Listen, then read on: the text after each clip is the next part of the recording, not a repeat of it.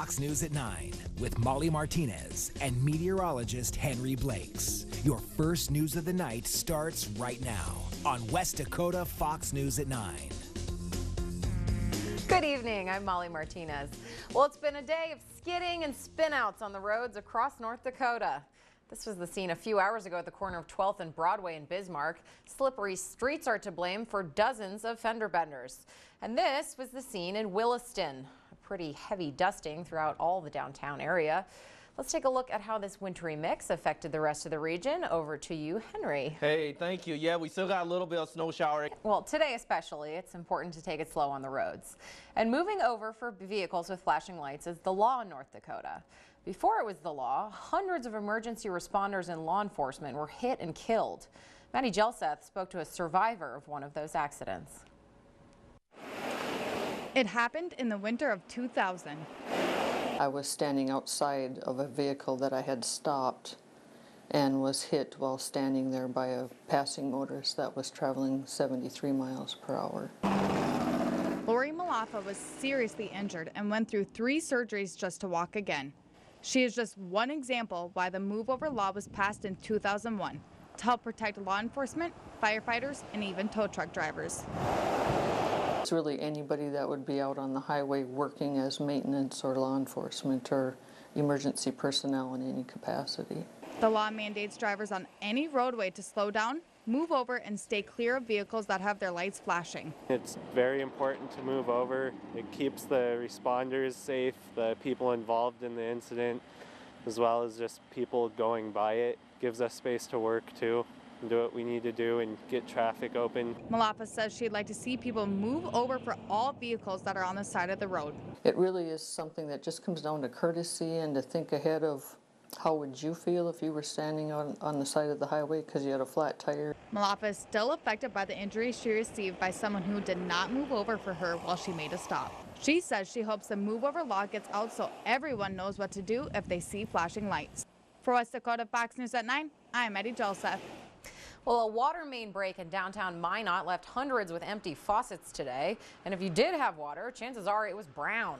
The city says a contractor accidentally struck the line this morning. Repair crews say they are anticipating fixing the problem by noon tomorrow. Also in Minot, the city is asking for its money back. They say they're ending an agreement with a property developer who they say failed to meet expectations. In 2013, the city signed a deal with 16th Crossing. They were supposed to tackle infrastructure improvement in a southeast neighborhood.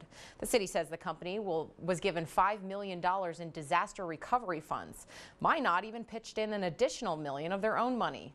16th Crossing was expected to build 178 townhomes and provide 350 manufactured homes, with at least 51% of them designated for low-income housing.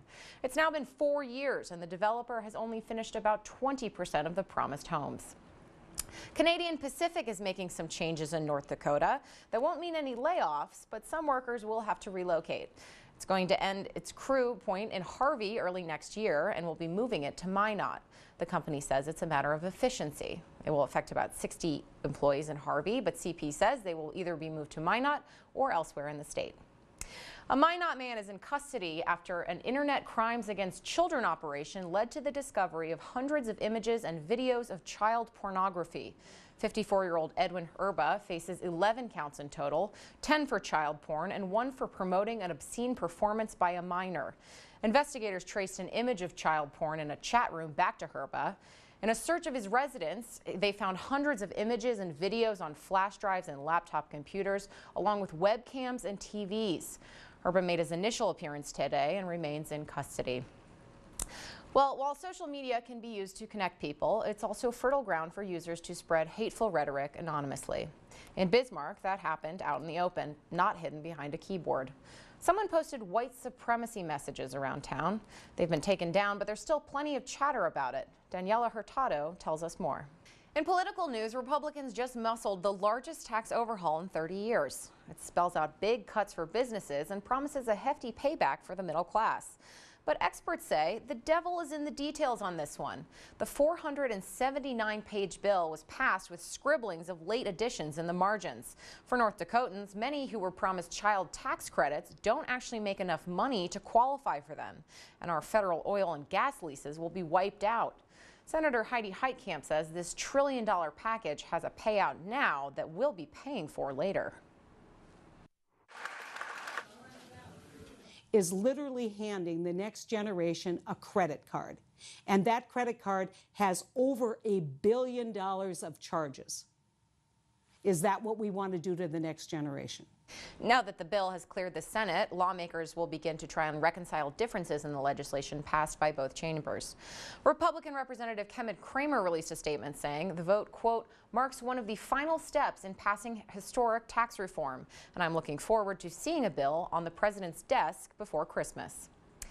Well, Governor Doug Burgum says he wants to make North Dakota a technological leader of the 21st century.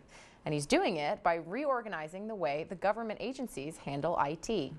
Today, he met with 600 tech employees from each of the cabinets. The hope is to make IT services more efficient and develop new ways to collect data and solve problems.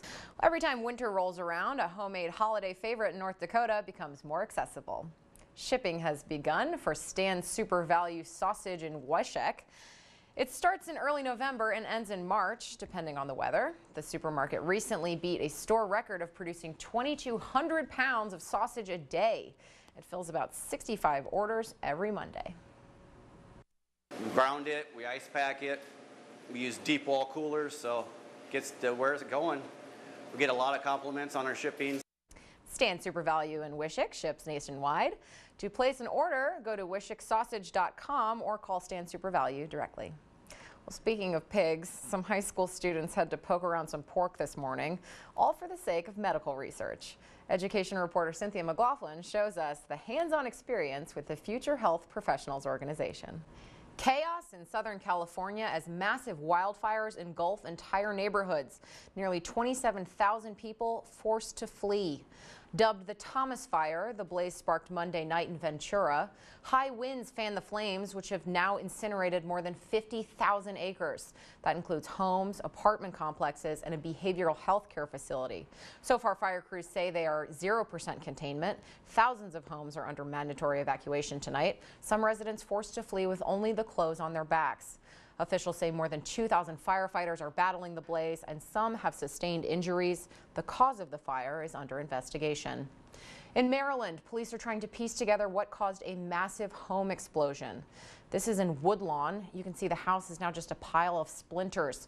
The blast happening just after 2 this afternoon. Witnesses say they heard a loud boom and then a second later saw a huge plume of smoke and flames. An adjacent home also suffered some structural damage from the incident. The cause of the explosion and fire is under investigation. On Capitol Hill, embattled U.S. Congressman John Conyers is stepping down. This after several women accused him of sexual misconduct. The 88-year-old Michigan Democrat calling into a local radio station saying this will be his final 2-year term. Conyers' retirement comes as the House Ethics Committee has him under investigation. His supporters are now calling for the names of all Congress members who have settled sexual allegation cases, and they want them to be made public. Meantime, some Republicans are now throwing their support behind Alabama Senate candidate Roy Moore. Moore is accused of preying on several teenage girls earlier in his career. Today, an Alabama church posted a controversial sign on the matter. Take a look. The sign reads, "They falsely accused Jesus. Vote Roy Moore." The Living Way Ministries Church is not getting high praise for the message, and they have since taken it down. A Bismarck Wunderkind won for the second time on tonight's episode of Jeopardy! Kyle Becker is a research scientist at Vanderbilt and a Bismarck High School graduate. He told Alex Trebek that he was named most likely to be on Jeopardy! In high school. His supporters rallied today, and they plan on cheering him on tomorrow night at Stadium Sports Bar. Good luck to Kyle from all of us. Well, the International Olympic Committee is rescinding their invitation for Russia to compete in the 2018 Winter Olympics.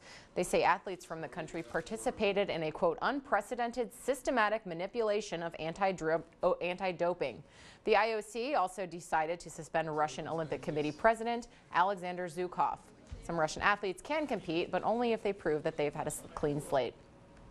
Well, skydiving Santa didn't really slay his landing this afternoon. Take a look. Santa comes in on his parachute and slams right into a tree. This is in Florida. Organizers say Santa was supposed to land and deliver toys at a charity volleyball tournament. Instead, Kris Kringle had to ho-ho-hop away on a broken leg. Henry, let's hope his elves can manufacture some crutches for him. Yeah, let's hope so. I think they'll be able to do that. We'll be waking up to chilly temperatures in the morning in the teens, a little bit breezy at times. Overall, we'll gradually have decreasing clouds starting across the north and then the central and gradually to the west. Slight chance of flurries for tomorrow. Additional accumulation, I should say, not expected. Getting warmer starting Thursday and Friday, and then we're back into the 40s by the weekend. All right, this is just proof. You should leave the flying up to the reindeer. Yeah, that's a good idea. It's the #1 holiday rule. We all know it. All right, have a great night. We'll see you tomorrow.